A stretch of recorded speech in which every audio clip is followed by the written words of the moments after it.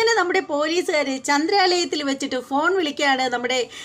നമ്മുടെ നവീനിൻ്റെ ഫോണിൽ നിന്ന് ഏറ്റവും കൂടുതൽ കോള് പോയിട്ടുള്ള നമ്പർ നോക്കിയിട്ട് അവർ വിളിക്കുമ്പോൾ നമ്മുടെ ശ്രുതിയുടെ ഫോണിലേക്കാണ് ബെല്ല് പോകുന്നത്. ഇത് കേട്ടിട്ട് എല്ലാവരും അന്തം വിട്ടേക്കാണ്.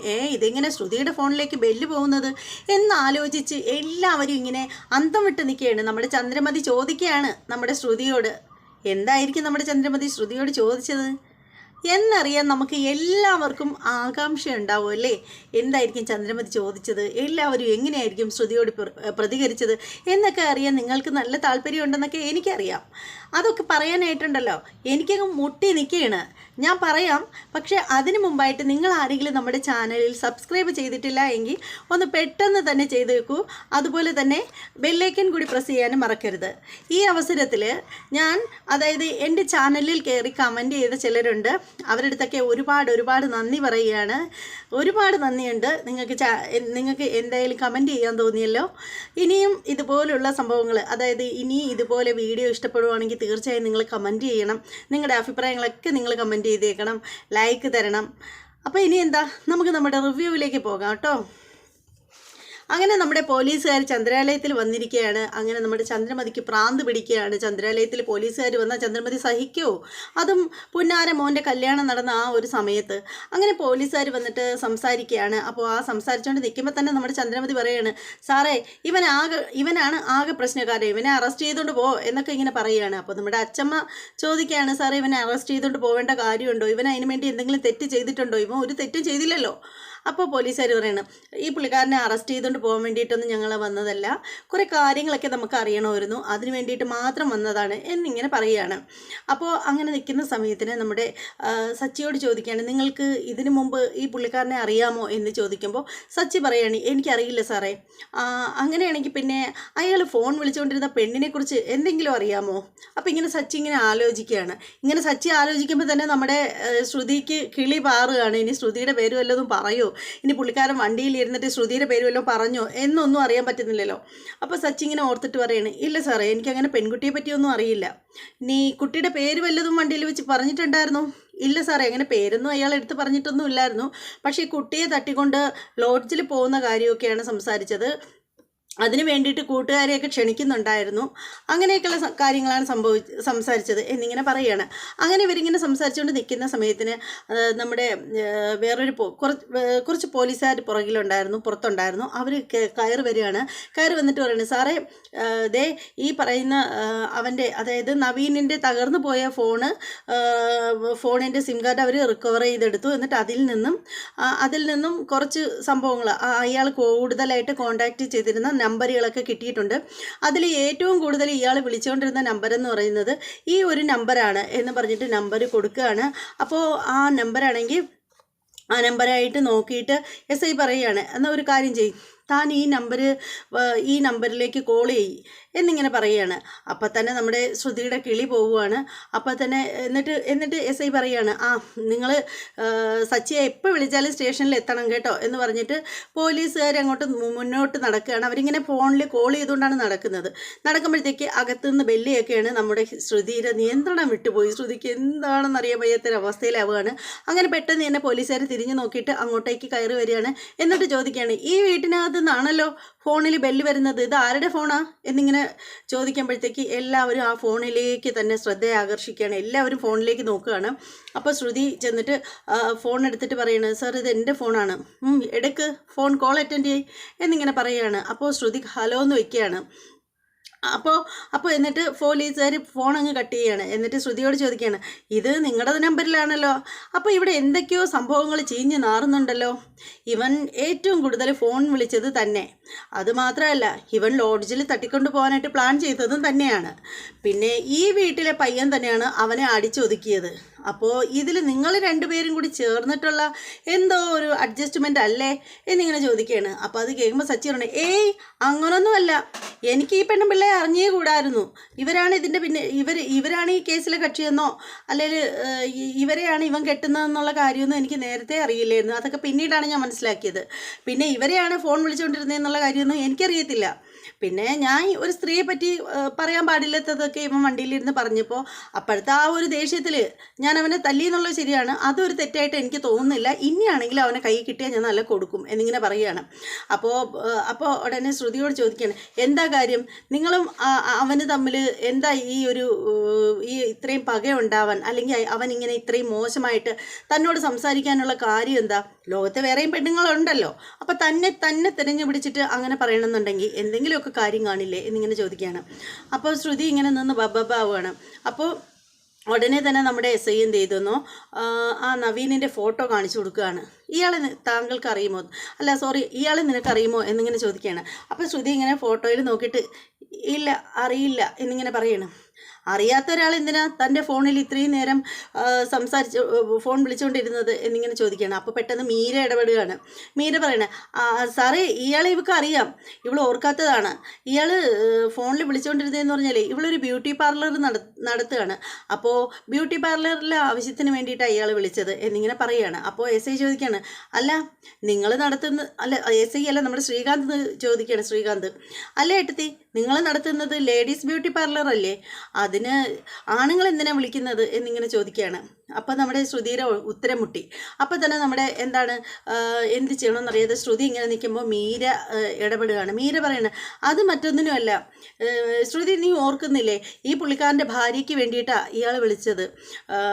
ഇയാളെ ഭാര്യയ്ക്ക് വേണ്ടിയിട്ട് വിളിച്ചപ്പോഴത്തേക്ക് ഇവൾ എടുത്തില്ല, അതുകൊണ്ടാണ് വീണ്ടും വിളിച്ചുകൊണ്ടിരുന്നത് എന്നിങ്ങനെ പറയുകയാണ്.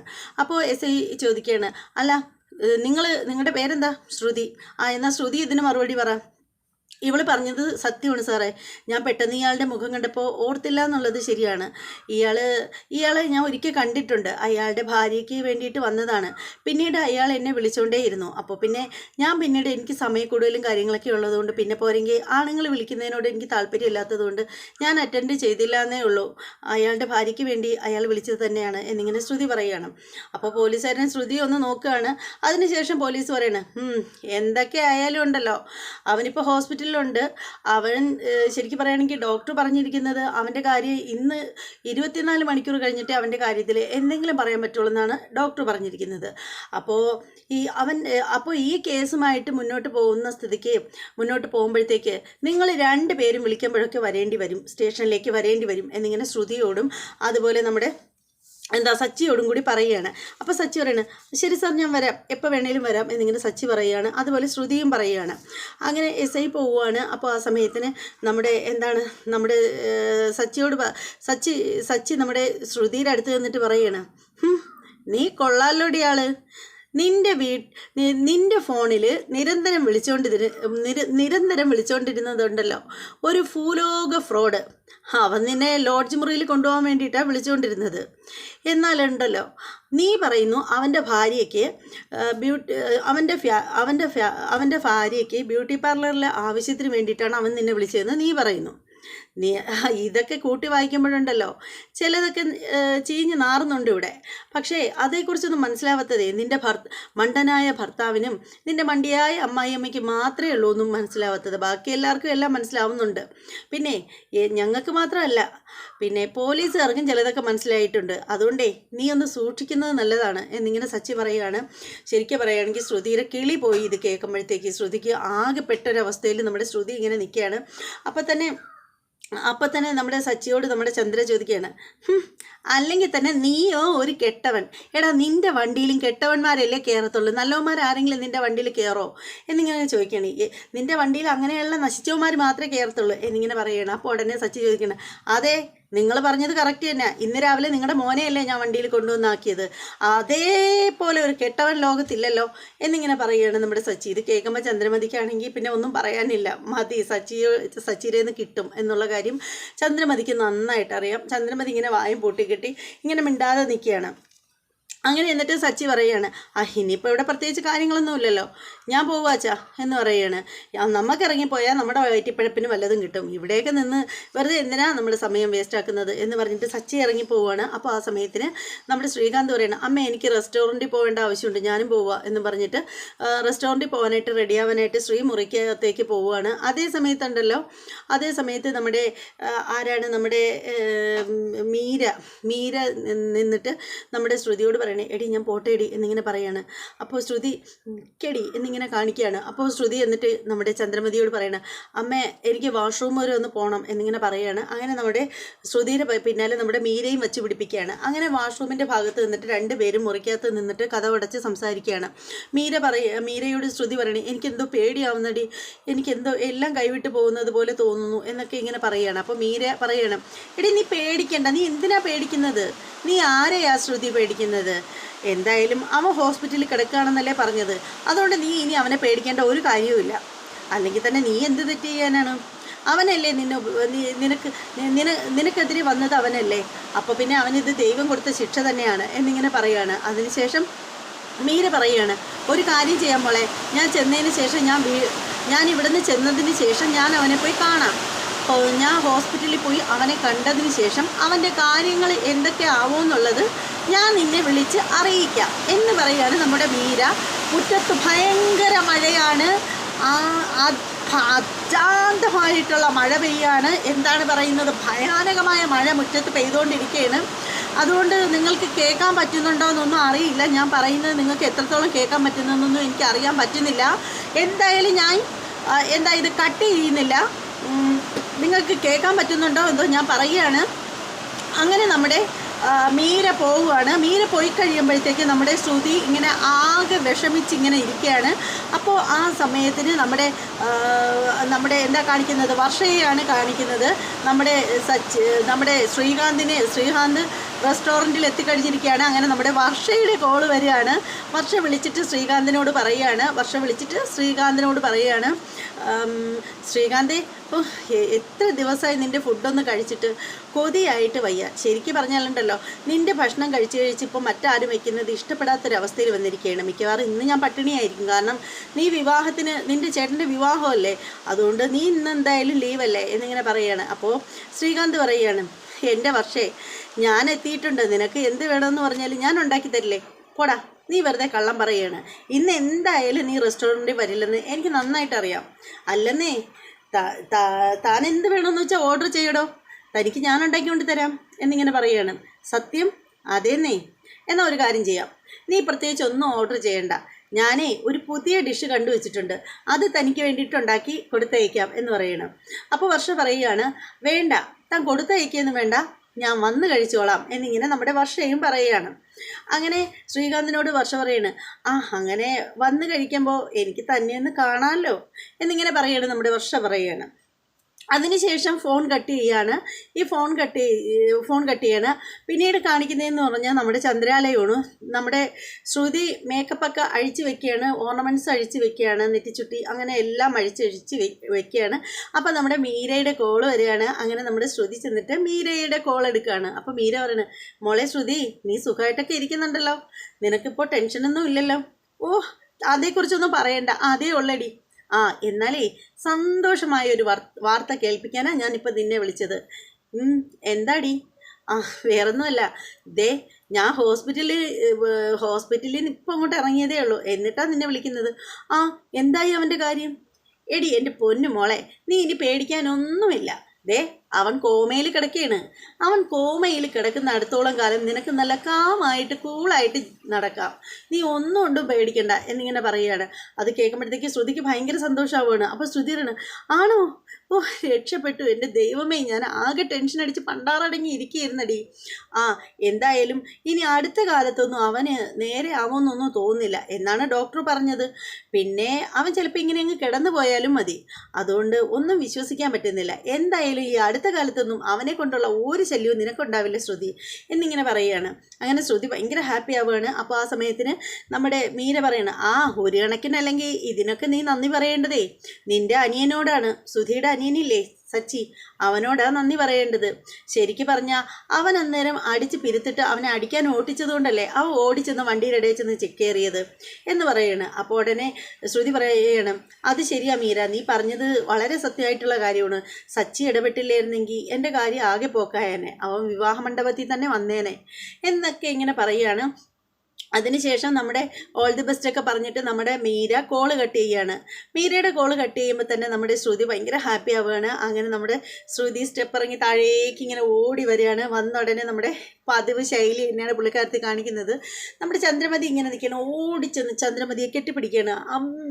ആൻറ്റി എന്ന് വിളിച്ചിട്ട് നമ്മുടെ ചന്ദ്രമതിയെ ചെന്ന് കെട്ടിപ്പിടിക്കുകയാണ്. അപ്പോൾ ചന്ദ്രമതി ചോദിക്കുകയാണ്, ആഹാ എന്താ മോളെ, എന്താ നീ ഇത്രയധികം സന്തോഷം? കുറച്ച് മുമ്പ് വരെ നീ ആകെ അപ്സെറ്റ് ആയിരുന്നല്ലോ, എന്ത് പറ്റി മോളെ എന്നൊക്കെ ഇങ്ങനെ ചോദിക്കുകയാണ്. ആൻറ്റി സത്യം പറഞ്ഞാലുണ്ടല്ലോ ആൻറ്റി, എനിക്കിപ്പോഴാണ് മനസ്സിന് സമാധാനമായത്. ആൻറ്റി ഉള്ളതുകൊണ്ടാണ് എനിക്ക് ഈ കുടുംബത്തിൽ വരാൻ പറ്റിയത്. എൻ്റെ മോളെ, നീ കല്യാണ സമയത്തൊക്കെ നല്ല ടെൻഷനിലായിരുന്നല്ലോ, തൊട്ട് മുമ്പ് വരെ നീ നല്ല ടെൻഷനിലായിരുന്നു. ഇപ്പം എന്താ മോളെ നിനക്ക് പറ്റിയത് എന്നിങ്ങനെ ചോദിക്കുകയാണ്. എന്താ നീ ഇത്ര സന്തോഷവതിയായത് എന്നൊക്കെ ചോദിക്കുകയാണ്. അപ്പോൾ ഉടനെ ശ്രുതി പറയണേ, ആൻറ്റി അത് എനിക്ക് കുറച്ച് പ്രോബ്ലംസ് ഉണ്ടായിരുന്നു, ചില പ്രോബ്ലംസ് ഉണ്ടായിരുന്നു എനിക്ക്, അപ്പോൾ അതിൻ്റെ ടെൻഷനിലായിരുന്നു എന്നിങ്ങനെ പറയുകയാണ്. അപ്പോൾ ഉടനെ നമ്മുടെ ഭാമ പറയാണ്, അത് ശ്രുതി പറഞ്ഞത് ചിലപ്പോൾ ശരിയായിരിക്കും. ശ്രുതിയുടെ ഡാഡി ഉണ്ടായിരുന്നില്ലല്ലോ, അതേക്കുറിച്ചൊക്കെ ചിന്തിച്ചപ്പോൾ ഇവക്ക് സങ്കടം വന്നു കാണും എന്ന് പറയണം. അപ്പോൾ ഉടനെ നമ്മുടെ ചന്ദ്രമതി പറയണം, മോളെ അങ്ങനെയാണെങ്കിൽ ഒരു കാര്യം ചെയ്യും, മോളിപ്പോൾ തന്നെ മോളുടെ ഡാഡിയെ വിളിക്കുക. എന്തായാലും വിവാഹമൊക്കെ കഴിഞ്ഞില്ലേ, ഇനി വിളിക്കുന്നതിന് എന്താ പ്രശ്നം? വിളിച്ചിട്ട് കാര്യം സംസാരിക്കുക, നമ്മളെല്ലാവരും ഉണ്ടല്ലോ ഇപ്പോഴാകുമ്പോൾ. ഉടനെ ശ്രുതി പെട്ട്. അപ്പോൾ ഉടനെ ശ്രുതിക്ക് ആകെ ടെൻഷനാവണം. ശ്രുതി പറയണം, വേണ്ടമ്മേ, എനിക്ക് ഡാഡിയെ വിളിക്കാൻ ഒരു താല്പര്യമില്ല, ആ ഒരു വിഷയം മാത്രം എന്നോട് സംസാരിക്കരുത്. ഉടനെ തന്നെ ചന്ദ്രമതി ചോദിക്കുകയാണ്, മോളെ ഇത്രയ്ക്ക് വാശി വേണോ ഡാഡിയോട്?